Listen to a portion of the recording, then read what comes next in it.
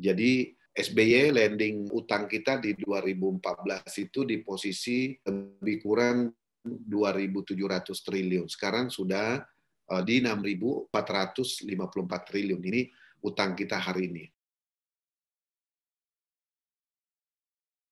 Alhamdulillah, sobat sekalian, ini luar biasa. Kita sekarang bersama dengan Bapak Insinyur Haji Kamrul Samad, SP MSI. Nah, ini lengkap. Meskipun saya lebih familiar panggil Kak Kamrul gitu ya. Beliau adalah anggota fraksi Gerindra, anggota Komisi 11 DPR RI. Cuma kalau di teman-teman kalangan anak muda ini lebih banyak dikenal Kak Kamrul. Jadi agak susah memisahkan sebagai anggota DPR dengan aktivis gitu ya. Karena kedekatan-kedekatannya. Sobat sekalian, seperti yang saya janjikan di channel sebelumnya, kemarin itu kita membahas berkaitan dengan kebijakan pemerintah yang akan melakukan pajak terhadap sembako. Jadi melakukan pajak terhadap isi dapur gitu sekarang ini. Soal pajak pertambahan nilai yang sudah masuk ke dapur. Seberapa parah memang sebenarnya negara kita ini sekarang?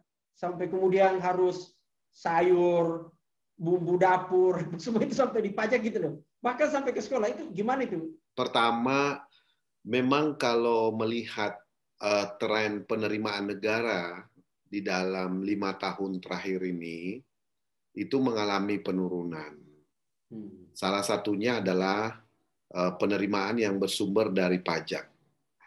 Jadi penerimaan negara selain pajak, kemudian ada PNBP, kemudian ada hibah, dan penerimaan lainnya dengan berbagai macam sumber. Nah, untuk pajak sendiri, tax ratio kita mengalami penurunan.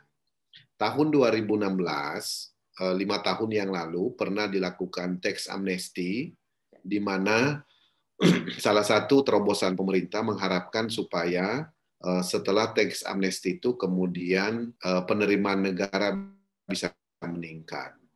Tetapi faktanya 2017 malah tax ratio kita mengalami penurunan, sehingga menunjukkan bahwa di dalam pembangunan nasional kita, khususnya kebijakan fiskal, itu belum mampu menjadi stimulan lahirnya sumber-sumber ekonomi baru. Nah, sumber-sumber ekonomi baru inilah sebetulnya yang bisa menjadi sumber penerimaan baru bagi negara. Karena penerimaan negara terus mengalami penurunan, diantaranya adalah tax ratio kita yang sekarang makin lebih rendah lagi, maka terjadi defisit yang cukup besar di dalam APBN kita. APBN kita 2.700 triliun, sementara target penerimaan negara itu hanya lebih kurang 1.900 triliun. Itu artinya ada 800 triliun menjadi gap daripada kebutuhan negara kita. Nah, karena itulah kemudian 800 triliun inilah diterbitkan surat utang negara, surat berharga negara untuk menutupi kebutuhan belanja negara kita. Nah, jadi kira-kira itu kondisi realnya yang terjadi hari ini, Bung Alamsah. Berapa utang negara kita sekarang yang real? Jadi kalau utang ini, utang ada 3 jenis utang kita. Yang pertama ada utang negara, dalam hal ini pemerintah, kemudian ada utang BUMN, kemudian ada utang swasta. Utang pemerintah itu sudah mencapai 6.545 triliun lebih, mengalami kenaikan hampir 250% sejak 2015.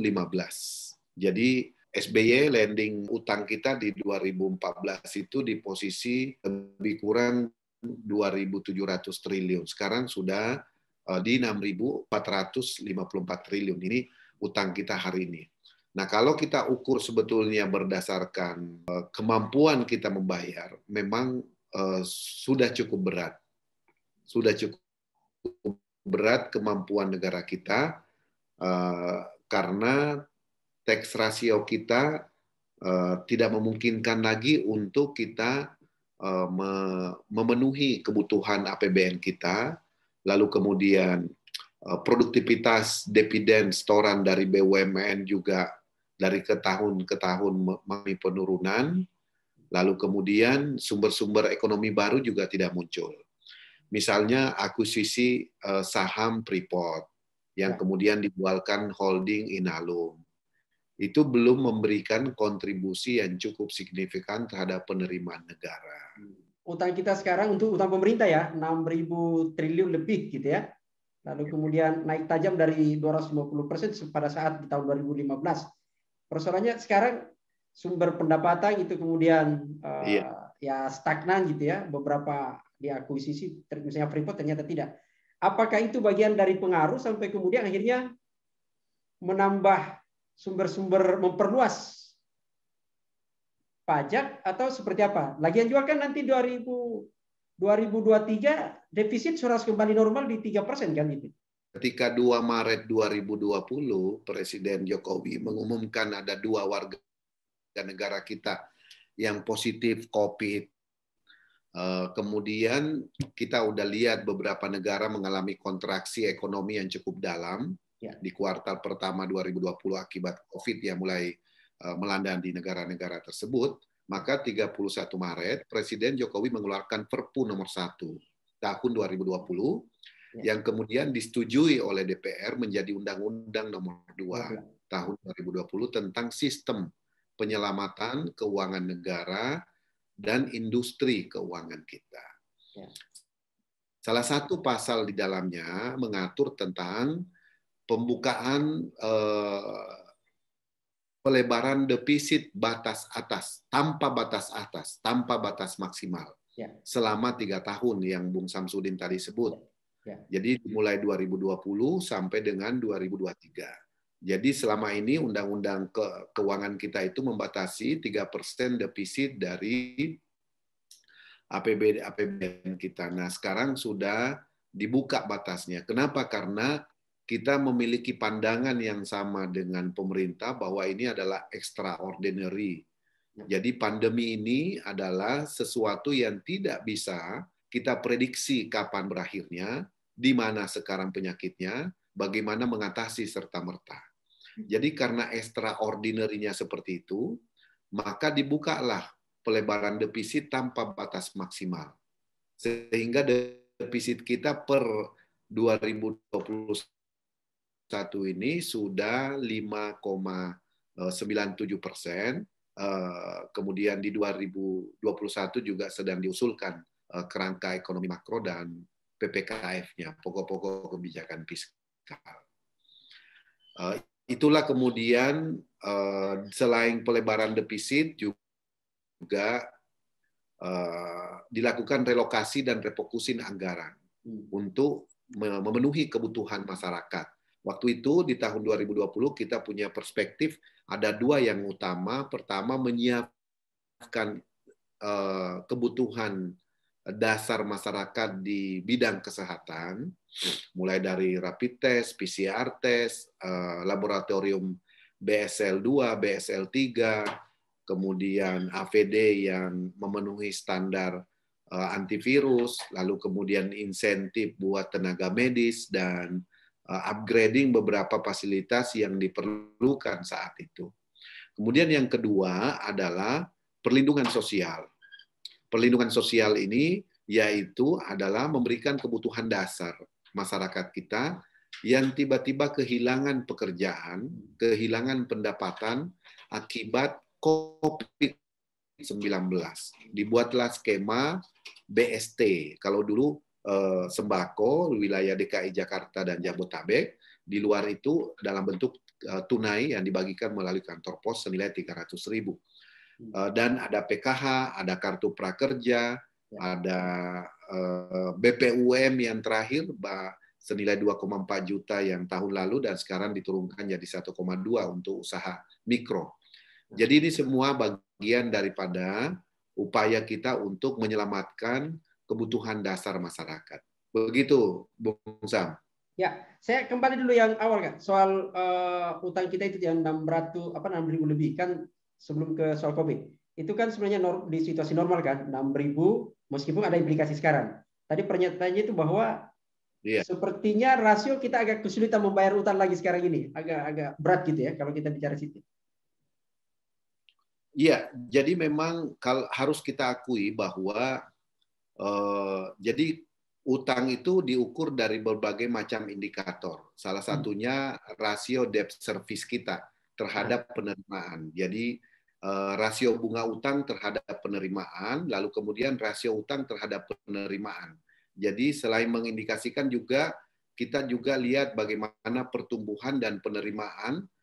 Indonesia ini kan pertumbuhan ekonominya stuck di middle income trap. Jadi berada di kisaran negara-negara yang growing country, tetapi kemudian untuk take off jadi high income trap, high income country itu berat sekali karena industri pengolahannya itu tidak berjalan dengan baik.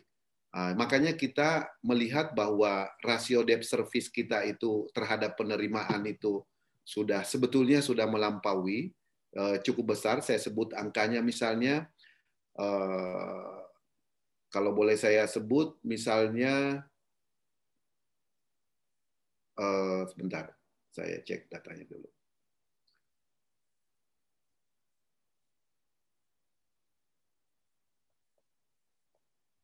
Jadi debt, sebentar.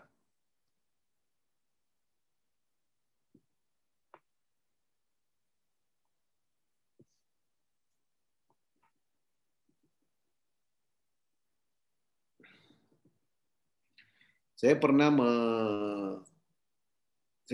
menyampaikan 3 indikator dalam melihat posisi utang luar negeri, ya, khusus utang luar negeri pemerintah Indonesia. Itu 3 indikator saya sebut dalam beberapa kesempatan. Ya memang agak berbeda dengan rumus yang dipakai oleh pemerintah.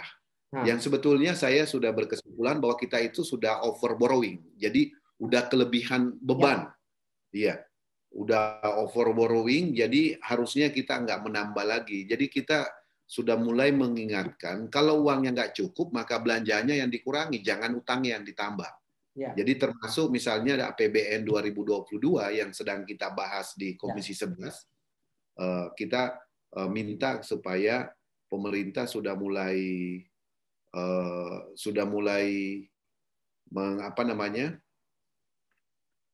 Nah, ini ada 3 indikator. Utang luar negeri kita itu di Februari saja ya, itu sudah 422,6 miliar. Ini tumbuh 4% jika dibanding year on year-nya. Jadi ini sangat besar. Dan ada 3 indikator yang saya waktu itu, yang pertama yang saya sebut tadi DSR, Debt Service Ratio, rasio pembayaran bunga dan cicilan utang terhadap penerimaan ekspor. Itu sudah mencapai 27,86%. Sementara posisi aman itu, Bung Sam, itu 20%. Jadi kita sudah over 7,8%. Kalau indikator DSR kita pakai, Debt Service Ratio, yaitu rasio pembayaran bunga dan cicilan utang terhadap penerimaan ekspor, yang sudah mencapai 27,86%. Posisi amannya itu, baseline-nya itu 20%. Nah itu. Kemudian yang iya, sudah kelebihan 7,86%. Kemudian kita lihat lagi debt to DJP ratio. Jadi rasio antara total utang luar negeri terhadap PDB Indonesia itu udah 39,7%. Jadi kalau PDB kita misalnya 15.000 triliun, itu utang kita udah 39,7%. Posisi ini sudah nyaris menyentuh batas aman, yaitu 40%. Jadi PDB itu udah total aset, keseluruhan milik negara, milik pemerintah, milik bangsa Indonesia. Itu sudah 39,7%, yang harusnya batas amannya 40%. Jadi tinggal 0,3%. Kemudian kalau kita lihat lagi debt ekspor rasio total utang luar negeri dengan penerimaan ekspor, batas amannya itu 200%. Jadi penerimaan ekspor jika dilihat dari utang luar negeri, batas amannya 200%. Posisi kita itu sudah di 215,4%. Ini data akhir kuartal keempat 2020. Bisa kita bayangkan tuh. Nah, jadi dua indikator menunjukkan bahwa Indonesia itu sudah mengalami over borrowing yang saya sebut tadi itu. Ya. Nah, jika dilihat dari indikator DSR dengan DR. Nah, sedangkan indikator tadi rasio PDB kita itu hampir melebihi batas aman di 40%, tinggal 0,3. 0,3. Nah, artinya ini sudah sangat riskan. Minta supaya pemerintah coba fokuskan dulu pada hal-hal yang memang produktif dalam negeri. Kita dukung pembangunan infrastruktur, tetapi pembangunan infrastruktur yang memiliki alur kerja dengan industri ekspor kita. Ya. Jangan infrastruktur yang memiliki alur kerja dengan impor. Misalnya, di daerah pemilihan saya di DKI Jakarta, barang impor masuk di Pelabuhan Tanjung Priok. Keluar dari Pelabuhan Tanjung Priok, dibangunkan jalan layang. Masuk ke Cikampek, dibangunkan jalan tol. Dari Cikampek, dia terdistribusi barang impor ke Pulau Jawa, dibangunkan jalan Palimanan, dan seterusnya. Nah, ini kan berarti infrastruktur yang diuntungkan adalah distribusi barang impor. Sementara pabrik kita yang ada di Tegal, pabrik kita yang ada di pabrik furniture yang ada di Jepara, kesulitan dapat pintu tol masuk, kesulitan dapat akses ke pelabuhan yang cepat, kesulitan dapat akses pergudangan di pelabuhan. Nah, dari Kuningan, Ciamis, Cirebon, dari Tasik, lalu kemudian berbagai daerah yang sumber-sumber produk ekspor kita itu tidak connect langsung dengan di mana kita harus packaging atau harus handlingnya untuk naik ke kapal. Infrastrukturnya tidak dibangun secara simultan. Harusnya infrastruktur yang mendorong supaya ekspor kita bisa meningkat. Itu mempercepat sirkulasi ekspor. Begitu, Bung. Itu kenapa sampai seolah-olah kan kalau penjelasan tadi kan kebijakannya malah menguntungkan barang impor masuk, bukan eksportir gitu. Dari kebijakan pemerintah sampai... Ya, mungkin juga karena pinjamannya dari luar negeri,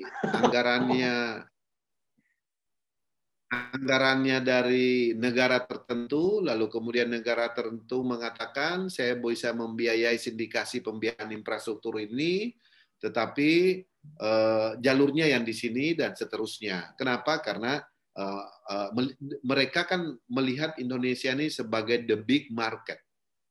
Jadi dan disinilah tantangan kita. Sepanjang kita tidak bisa meningkatkan industri pengolahan kita dan tidak bisa meningkatkan komoditi ekspor kita yang punya value added, maka ekonomi kita akan sulit meninggalkan middle income trap. Posisi negara yang stuck di income per kapitanya di negara berkembang terus untuk take off menjadi negara maju seperti yang dimimpikan Presiden Jokowi di 2045 dengan income per kapita 235 juta, angka kemiskinan mendekati 0%, pengangguran 0%, akan sulit dicapai jika kita tidak membenahi sektor hulu di industri pengolahan dan infrastruktur yang memiliki konektivitas dengan industri olahan kita yang komoditi ekspor. Begitu, Bung. Satu lagi masih berkaitan dengan utang ini. Ini kan tadi pokok kan yang 6.000 triliun itu lebih, itu kan pokok tuh. Sebenarnya beban kita untuk bunga itu berapa per bulan harus dibayar, dan gimana caranya menutupi karena hampir kolaps ini. Saya coba buka dulu datanya. Ya.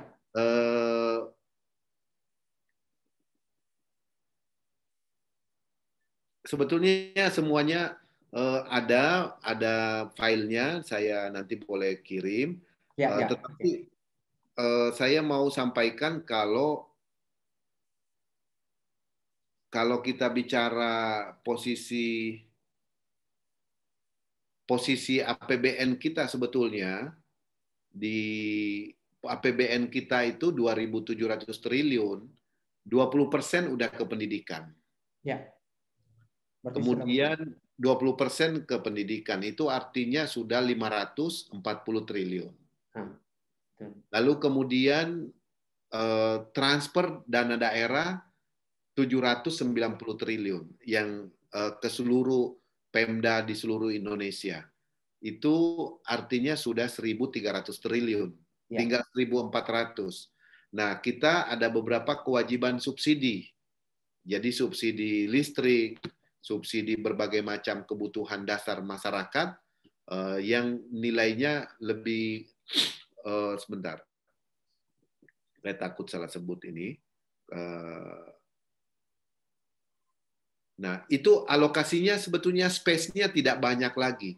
Kita bisa bayangkan baru 2 komponen tadi, pendidikan dengan transfer dana daerah. Lalu kemudian iya, sudah mendekati angka 1.300 triliun. Ya. Tinggal 1.400. Lalu kemudian belanja pemerintah pusat untuk gaji pegawai operasional pemerintahan sekarang hanya beberapa KL, kementerian dan lembaga yang cukup efisien, tetap berbasis kinerja, memiliki indikator kinerja yang terukur, tapi banyak kementerian dan lembaga yang masih belum bisa menggunakan indikator kinerja itu. Jadi kalau itu saja 40%, itu artinya belanja pegawai pemerintah 40%, berarti kita sudah 600 triliun. Ditambah tadi udah hampir 2.000 triliun itu, Bung Sam. Jadi tinggal 700 untuk pembangunan. Nah, belum tadi bayar BLBI, kewajiban BLBI kita setiap tahun kita harus kita membayar setiap tahun, kita harus membayar BLBI yang lama yang kita sudah restrukturisasi, masih kita harus bayar bunganya dan pokok. Lalu kemudian belum utang baru yang profilnya udah mulai jatuh tempo, misalnya yang kita pinjam 2015, yang tenornya 5 tahun udah mulai jatuh tempo. Jadi mau tidak mau kita harus memenuhi kewajiban itu. Jadi spending government kita untuk pembangunan itu sangat terbatas. Karena itu kita selalu menekankan kepada Menteri Keuangan supaya money follow program.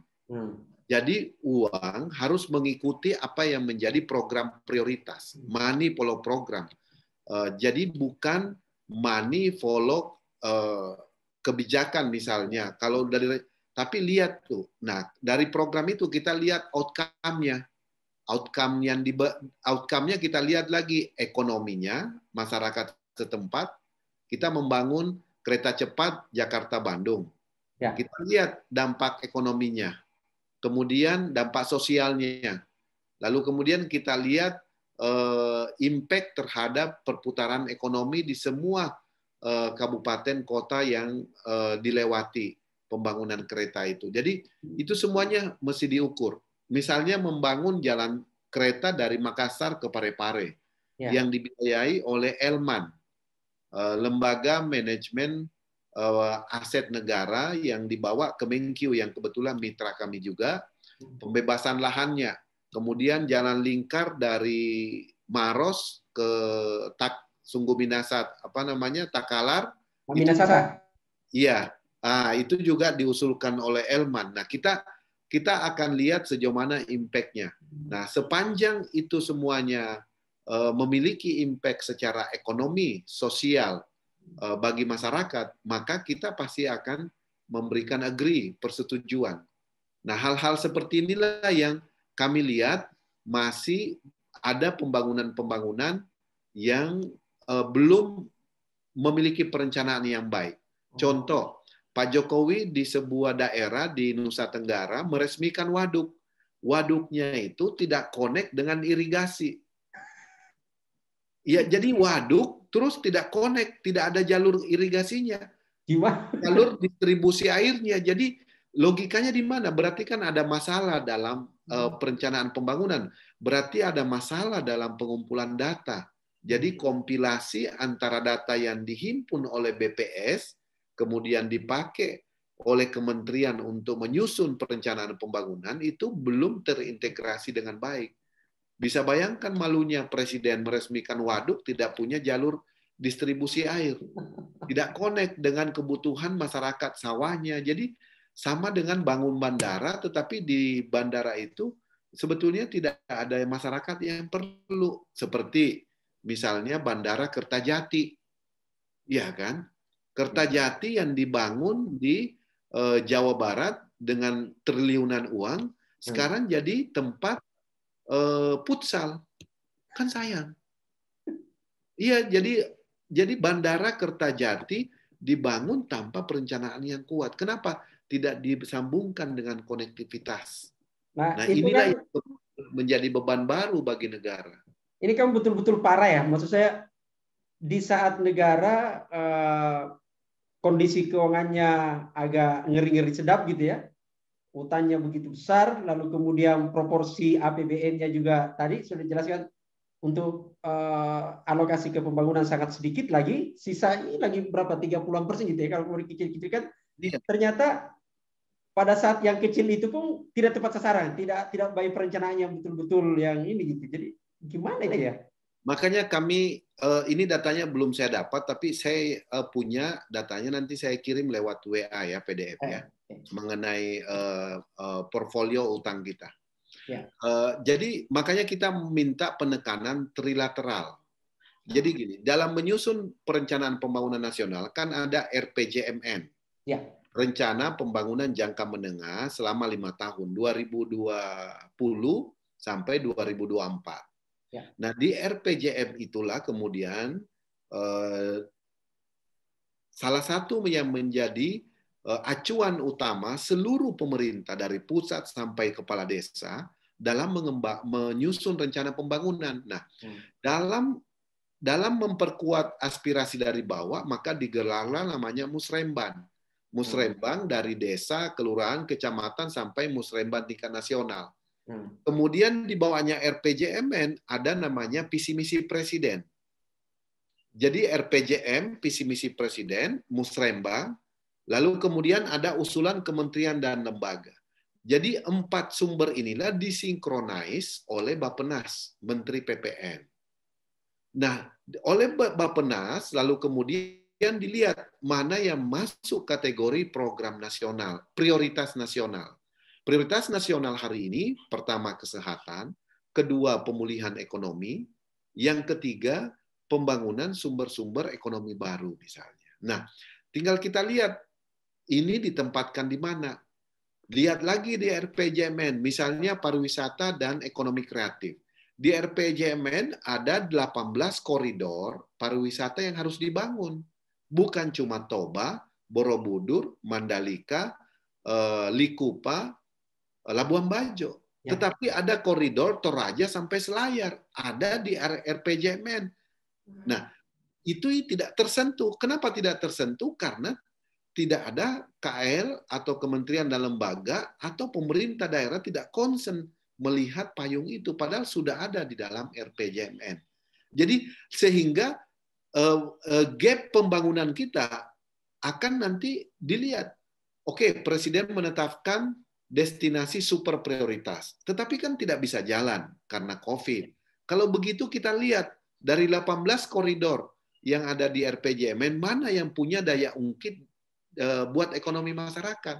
Oh, ternyata yang punya daya ungkit itu adalah wisatawan lokal berbasis desa. Oh, ternyata ada di Toraja sampai Selayar koridornya. Oh, ternyata koridornya ada di Banten sampai ujung Kulon. Oh, ternyata ada di Jawa Barat, di Sukabumi sampai Pelabuhan Ratu. Jadi bukan Toba, bukan Mandalika, bukan ini. Nah, ternyata daya ungkit itu lebih kuat impact-nya terhadap ekonomi lokal kalau ini yang kita dorong. Nah, disinilah sinkronisasi Bappenas. Lalu kemudian dalam trilateral penyusunan pembangunan itu, ada Menteri Keuangan yang memiliki hak veto. Menteri Keuangan boleh mengatakan, Bu Wali Kota Makassar mengusulkan pembangunan infrastruktur, jalan. Kementerian PUPR setuju, Bappenas setuju. Begitu sampai trilateral dengan Menteri Keuangan mengatakan belum ada anggaran, belum ada dananya, sudah nggak jadi. Nah, kita mengingatkan juga Menteri Keuangan supaya jangan asal yes or not, atau asal menolak, kan lebih banyak menolak. Karena itu perlu lihat impact-nya, apa indikatornya, apa outcome yang diperoleh. Sehingga dalam trilateral itu, kebetulan dua bermitra Komisi 11, yaitu Bappenas dan Menteri Keuangan, kita sudah ingatkan supaya betul-betul memperhatikan aspirasi dari daerah. Karena kadang-kadang daerah lebih jeli melihat impact yang akan muncul dari setiap akselerasi pembangunan. Begitu, Bun Sam. Oke. Nah, masih seperti itu. Saya tertarik di soal isu perencanaan gitu ya. Ini kan ada, saya menyebut proyek salah sasaran lah, tidak abal-abal. Proyeknya ada tapi tidak tepat sasaran gitu ya. Ini berarti kan perencanaan yang sebenarnya ini, perencanaan yang salah itu kan merencanakan kegagalan kan, di situ orang menyebut seperti itu. Nah, yang kok bisa terjadi? Apakah ini proyek titipan? Ada cukon di situ atau apa gitu ya, sebenarnya ini. Terus yang terakhir supaya langsung sekalian dijawab itu berkaitan dengan ini duit tidak ada. Tadi disebut justru yang dioptimalkan adalah sektor real, wisata di desa, di daerah-daerah ya. Bagaimana dengan proyek IKN itu untuk ibu kota negara, pemindahan ibu kota itu? Nah, jadi termasuk itu sebetulnya. Jadi kenapa kemudian Presiden membuat undang-undang mengusulkan RUU Ciptaker yang kemudian banyak ditolak oleh masyarakat, dipertanyakan karena sosialisasinya kurang, tetapi kemudian disetujui oleh DPR. Karena ingin menyatukan semua undang-undang yang berkaitan dengan ekonomi. Jadi ada 72 undang-undang yang dikompilasi, yang diomnibus menjadi satu kesatuan di dalam Undang-Undang Ciptaker. Salah satu di dalamnya itu adalah tentang sentralisasi perencanaan di berbagai sektor misalnya. Kalau kita buka RPJMN 2020-2024, harusnya kita tidak perlu susah-susah sebetulnya. Tidak perlu ada waduk yang dibangun tanpa connect dengan irigasi distribusinya. Tidak perlu ada bandara yang dibangun tanpa ada pesawat yang mendarat jadi lapangan futsal. Kan sayang. Tahu bacaannya seperti Nabi Nuh. Nah, karena kenapa? Di RPJM itu sudah ada koridor semuanya. Di industri minerba misalnya, industri pengolahan kita di sektor minerba. Sudah ada. Kalau di Sulawesi Selatan memang sudah ditetapkan industri pengolahan untuk minerba ada di Kabupaten Bantaeng. Selebihnya di kabupaten lain hanya ada di Luwu Timur. Lalu kemudian di Sulawesi Tenggara adanya di Konawe, di Kolaka, dan seterusnya. Di Sulawesi Tengah ada di Morowali. Jadi di Maluku Utara ada di Halmahera. Jadi sudah ditetapkan koridornya sebetulnya di RPJMN itu. Kemudian untuk agro misalnya, sapi, padi, jagung, kedelai, juga sudah ditetapkan koridornya. Daerah mana yang akan menjadi basis pengembangan. Jadi food estate tetap harus mengacu dengan RPJMN ini. Kalau ini dipatuhi dengan baik, harusnya tidak ada yang salah sasaran pembangunan kita. Tidak ada proyek mangkrak atau proyek sudah dibangun tapi tidak optimal dalam memberikan impact ekonomi. Tidak terbaca ada aktor yang bermain di situ sengaja buat proyek ini, proyek itu. Ya, karena semua presiden, kepala daerah, Bung Sam tahu juga dalam kontestasi ini adalah demokrasi kita ini sangat kapitalis. Karena sangat kapitalis, kita tahu maka pemilik modal lah yang memiliki sumbangan besar dalam setiap perjuangan kontestasi. Dan disinilah sebetulnya yang kita harus waspadai. Karena oligarki politik, oligarki kekuasaan, dan oligarki ekonomi menyatu menjadi satu kesatuan, ini yang berat sekali. Ini yang bisa membuat Indonesia salah arah.